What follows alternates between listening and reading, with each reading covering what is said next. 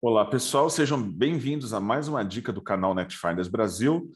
Hoje nós vamos falar de MPLS, né, o Multiprotocol Label Switching. O que é o MPLS e quais são as suas aplicações? Ok, o MPLS, né, gera aí muita confusão, mesmo no meio de redes, né? Tem muita gente que fala que o MPLS é um protocolo, né, como um protocolo de roteamento. Na verdade, o MPLS é uma técnica de comutação, né? A ideia é converter a tabela de rotas, né, que é a Route Information Base, numa tabela de labels. E o que é uma label? Uma label é uma etiqueta, um rótulo, né, uma numeração. Então, cada rota vai ter um número. Esse número, na verdade, ele só precisa ser único localmente, ou seja, o número de label pode se repetir, e o mais comum é que ele se repita, né, nos outros roteadores. E com isso, então, eu posso fazer o encaminhamento de dados através das labels e não da tabela de rotas de forma tradicional ali. Isso permite aí que eu diminua a sobrecarga nos roteadores do core, né? E também uma grande vantagem do MPLS é que eu consigo transportar qualquer coisa, né? Se não é mais necessário ler a tabela de rotas, então eu posso passar um quadro Ethernet, um pacote IP, uma célula TM, um quadro frame relay, enfim, não importa a tecnologia, né? Posso passar qualquer coisa de um ponto a outro.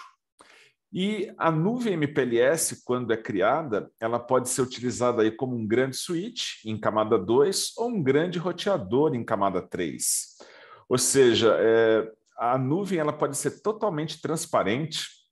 Aliás, os clientes que estão utilizando a operadora aí com nuvem MPLS nem sabem que o MPLS existe, né? Eu posso criar um LAN-to-LAN para fazer com que uma rede local em camada 2 entre duas localidades conversem, ou mesmo trocar rotas, né? Servir aí como um grande roteador e trocar rotas com os clientes, filtrar, né? Decidir quais rotas vão passar para um site ou para o outro. Ok, agora que a gente conceitualizou aí o que é o MPLS, vamos procurar entender um pouco essa questão das labels aí. Imaginemos aí que eu tenho uma rede fictícia, né, com 3 roteadores. Aqui eu tenho lá o R1, o R2 e o R3. Nós temos aí simplesmente aí uma loopback em cada router, né? 222, 333 aí, um endereço /32 que identifica a caixa, 2 links ponto a ponto, né? 2/30 entre os roteadores. Quando eu habilito MPLS nas caixas do core, cada rota vai dar origem a uma label diferente. Então, por exemplo, aqui, o roteador 1, ele converteu cada uma das redes que ele conhece numa label. O roteador 2 e o 3 fizeram a mesma coisa, né? A diferença é que as rotas foram aprendidas em ordem diferente, e aí a tendência é que os números possam ser diferentes. Nem sempre, né? Como eu tinha separado aqui, ó, por coincidência, né? Eu posso ter aí, ó, a rede 1023, ela está com label 17 no roteador 2 e está com label 20, e está com label 17 também no roteador 3. Não importa, né? Porque os números de identificação, as labels, elas só precisam ser únicas localmente. Dentro do R2 só tem uma rede que tem a label 17. Dentro do R3 também. Como é que o encaminhamento é feito, na verdade? O encaminhamento é feito da seguinte forma: o roteador tem que saber por que interface física vai sair, qual é a label que ele tem localmente, e ele vai entrar na porta tal do vizinho, que reconhece a mesma rede com tal número de label, né? Então vamos imaginar que o roteador 1 queira chegar no roteador 3. Lá na loopback do roteador 3, né, no 3333/32. Ora, ele sabe aqui que o 3333, localmente, ele tem uma label de número 20. Então, ele tem que sair por essa porta, vamos dizer assim, que ele saia pela porta 1, e chegue na porta 2 do vizinho. Quando ele conseguir fazer isso, é necessário fazer o swap, a troca de label, né? Porque para o roteador 2, ele vai olhar, coincidentemente aqui, o 3333 foi a última rota aprendida, está com a mesma label também, né? Então, ele consegue simplesmente, sabendo ali porta de entrada, porta de saída, porta de entrada do outro router, qual que é o número de label local que cada um deles tem, e aí eu consigo fazer o encaminhamento até chegar ao outro lado, né? Até o último elemento. Aqui, por exemplo, o 3333 não tem mais a label 20, ele tem uma label 16, então eu tenho que fazer o swap, eu tenho que fazer a troca de labels. 333 é 20 localmente, vai para o roteador 3, que vai assumir como label 16. Eu poderia ter aí um caminho aí com várias trocas sucessivas, né? Aqui eu fiz um exemplo pequeno, né? Na verdade, né? Quando eu chego no destino final, eu removo a label no penúltimo salto, né? Mas apenas para conceito didático aqui, né? A ideia é ilustrar isso, né? Cada rota vai dar origem a uma label, e aí quando eu tenho um pacote que entra no core da minha rede, ele vai ter a imposição, que a gente chama de push, né? Eu vou empurrar uma label para ele. Todo o encaminhamento vai ser baseado nessa label, não mais na tabela de rotas propriamente dita. E aí, no penúltimo salto, antes de chegar no destino final, eu posso remover a label, né? De forma que o último roteador não vai ter que olhar em duas entradas, tanto na RIB quanto na LIB, né? No caso, ele vai olhar somente na tabela de rotas. Por exemplo, aqui, se for diretamente conectado, ele nem precisaria aqui do 16, né? Ele simplesmente sabe que ele removeria o R2 removeria a label para que o 3 pudesse ver que a rede é diretamente conectada e fazer o encaminhamento. Se essa rede 3 estivesse lá na frente, ele ia ficar fazendo a troca de labels até chegar lá. Então, de forma prática, é isso. Quando eu habilito MPLS, as labels são criadas localmente.